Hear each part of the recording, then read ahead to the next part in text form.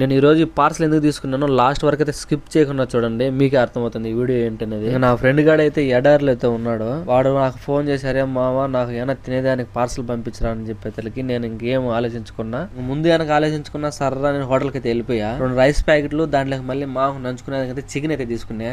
ఇవే కాకుండా నా ఫ్రెండ్ గాడికి అయితే కొన్ని పర్సనల్ వస్తువులు అయితే చెప్పాడు. నేను అక్కడికి వెళ్ళి, అరే మామ అది ఒకటి ఈరా అంటే వాడు క్యా అంటున్నాడు. వాడికి తెలుగు రాదు, నాకు హిందీ రాదు. సరిపోయి మా ఇద్దరి మధ్యలో ఎట్టగొట్ట మూగ సంభాషణతో అయితే నేను కావాల్సినట్టు వాడి దగ్గర అయితే తీసుకుని, మన ఫ్రెండ్ గారు అడగాలే కానీ మన దగ్గర లేకపోయినా కానీ అప్పు చేసిన తీసిచ్చే రకం. నేను ఒక నిర్ణయం తీసుకున్నాక అది నిప్పులు దారినా సరే నేను ఆ దారిలోనే వెళ్తాను. నేను కారు కోసం అయితే వెయిట్ చేస్తాను నీకు పంపించేదానికి. ఇప్పుడు టైం ఎంత ఏంటంటే కరెక్ట్ గా 11 అయింది. అయినా పర్లేదులే, నేనే రోజు వెయిట్ చేస్తానన్నా నా ఫ్రెండ్ కోసం అని చెప్పి వెయిట్ చేస్తానే ఉన్నాను.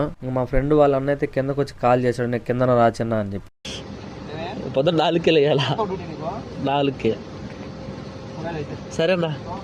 ఫైనల్లీ పార్సల్ అయితే పంపించేసా మా ఫ్రెండ్ దగ్గరికి. నేనైతే పోవాలనుకున్నాను కానీ టైం ఎక్కువ అవడం వల్ల అయితే నేను పోలేకపోయాను. నాకు మార్నింగ్ 4కి డ్యూటీ కాబట్టి పోలేకపోయాను వాడి కాడికి. పోదాం అనుకున్నా, తెలియకుండా సర్ప్రైజ్ ఇద్దాం అనుకున్నా. కానీ చలి ఒక పక్క, పొద్దున డ్యూటీ 4 గంటలకి. ఇప్పుడు టైం ఎంత అయింది, 12 అయింది. ఇక్కడ టైం 12 అయింది. మార్నింగ్ లేయాలి కదా, డ్యూటీ ఇంపార్టెంట్. ఆ ఫ్రెండ్ ఎవడబ్బా అని మీకు కూడా డౌట్ ఉంటుంది. నెక్స్ట్ వీడియోలో అయితే ఖచ్చితంగా నా ఫ్రెండ్ని అయితే మీకు పరిచయం చేస్తాను. నా యూట్యూబ్ ఛానల్ నేమ్ వచ్చేసి కువైట్ శివ వ్లాగ్స్. సబ్స్క్రైబ్ చేయండి. అండ్ మరెన్నో వీడియోస్ కోసం అయితే ఇన్స్టా, ఫేస్బుక్ అయితే ఫాలో అవ్వండి.